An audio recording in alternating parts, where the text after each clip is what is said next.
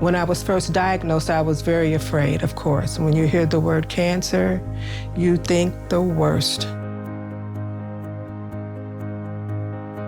You get the diagnosis of cancer, and you're sitting in a surgeon's office. That's kind of a dark moment.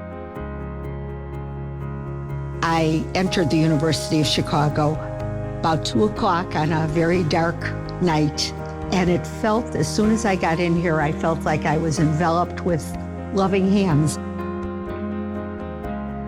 I found out through a biopsy that I had a stage 1 tumor. And interestingly, you would almost think that that would be devastating news, but frankly, I felt sort of like the most fortunate, lucky person to have been diagnosed because it was really early. It's not everyone who has a genetic predisposition that gets cancer. So the question is, why do some people get it and others don't? And if we can figure that out, we really would be able to figure out how to prevent it in everybody. We have not had any change in our recommendation for how women should get screened for decades. And now that we have the genomic tools, why not take advantage of that? So we're in this era of personalized medicine or precision medicine. We know the average lifetime risk for breast cancer is 12%, but that's average. People aren't average, they're personal. So this concept of one size fits all no longer applies. Improving access to care, but also increasing your knowledge to all of this information, I think is really important.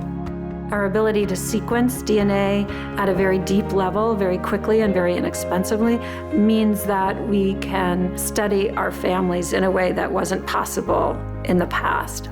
The Pinsky family has essentially funded a graduate student who's working on BRCA1 in bone marrow function.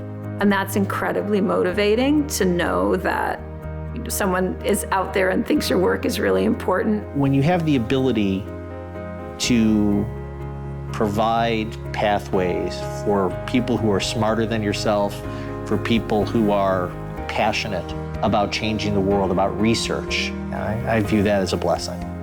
Our hope, right, is that the work you're doing today saves someone else's mom's life 10 years from now.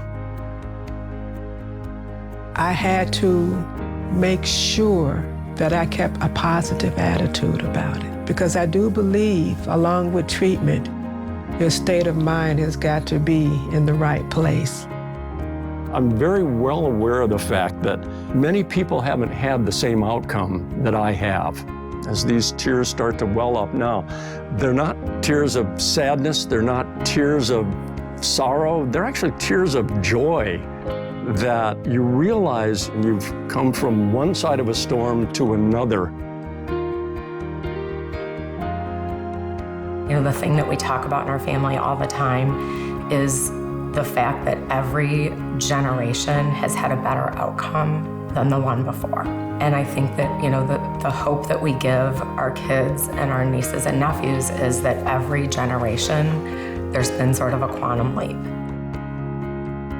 Help light the path to progress. Help light the path to the future. Help light the path to wisdom. To discovery. To knowledge. To hope. Help light the path to a breakthrough. To a breakthrough. To a breakthrough.